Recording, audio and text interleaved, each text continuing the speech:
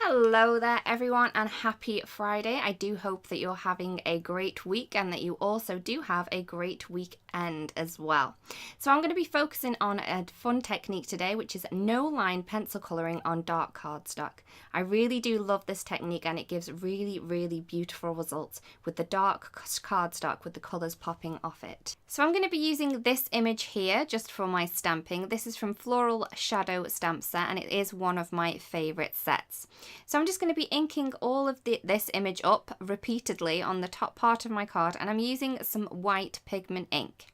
I'm using the white pigment ink to act as a base for my pencil colouring, so I know where I'm going to colour, and also it does help the pencil shine out a little bit more from the dark cardstock. So as you can see, I'm just stamping them quite randomly, kind of tucking them into each other like a jigsaw puzzle, and also adding some small leaves to the edges so it looks like a continuous piece of patterned paper.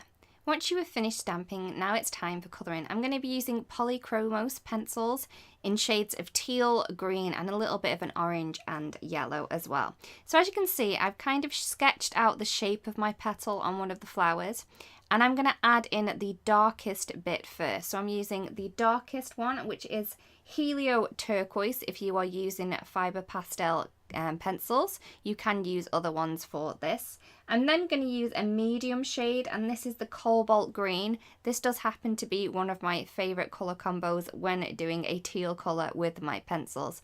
I'm then going to use the light Cobalt Turquoise, turquoise even, for the outside edge, and I'm going to use this as well to add like a highlight to the edge of the petals. This is going to give kind of like a Plumera flower look to it, because we do have a great highlight on the edge of those petals. So then I'm going to move on to the next petal, and I'm going to do exactly the same as I did for the first one. I'm going to add in the darkest bit first, then I'm going to take this colour out with the medium shade, and then for the top of the petal I'm then going to take my lightest colour. So as you can see, I'm going to repeat this all the way around the flower until my flower is complete. I do use the lighter one, the lighter pencil, to sketch out the petals first, and then I can see where I am going to be colouring. So if you look at the flower as in just petals, one petal at a time, it's not that complicated. Sometimes people look at things and think, oh, I'm not going to be able to colour that because it's the full flower. But if you do it petal by petal, it's a really simple way and simple technique just to colour this flower in. And all it is 6 little petals that you are going to be colouring. I do a kind of a flick technique. So as you can see, I'm just going to add the highlights in first. I'm sketching the petal out first. I'm then going to take my darkest and I'm just flicking from the center, so I've got a darker piece in the base of the petal.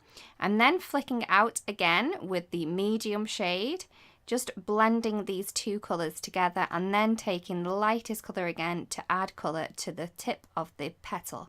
And I do flick inwards when I'm using the lightest one. And that's all I'm doing. That's it. That's simple as that. So all you need to do is just keep completing this step of the darkest colour at the centre, flicking outwards, then use the middle colour, flick this one out too, and then go to the lightest shade to add the highlight on the edge of the petal and around the petal as well. So I'm just going to finish this last one here, and then I'm going to move on to a different part of the image, because you don't want to hear me chatting about this all day using the same technique over and over. So I'm just going to add in the medium, the light one, and then I'm going to move on to a different image. And as you can see, the flower even is nearly complete. I've just added a little bit of a center with some orange. If you're using Polychromos, I have used dark Cadmium orange and also the dark chrome yellow. So now I'm going to create a bud.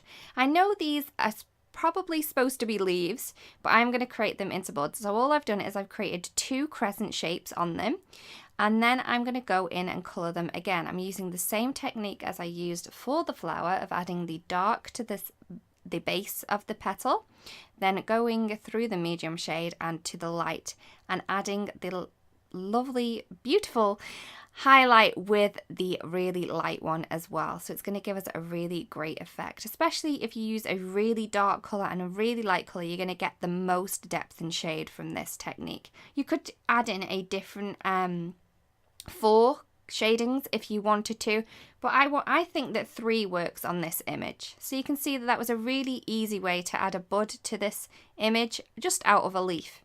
So I'm just going to show you how I've created the leaves. So I'm just going to add a dark green to the base. Again, I'm going to go in with a medium green, and then I'm going to take a lighter green on the leaf. So I'm using exactly the same technique as I did for the petals, but on the leaves this time.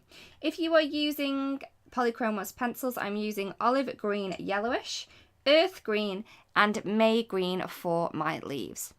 So I'm going to be using the same technique all the way around this image. So I'm just going to pop a little bit of music on so you can see my colouring process.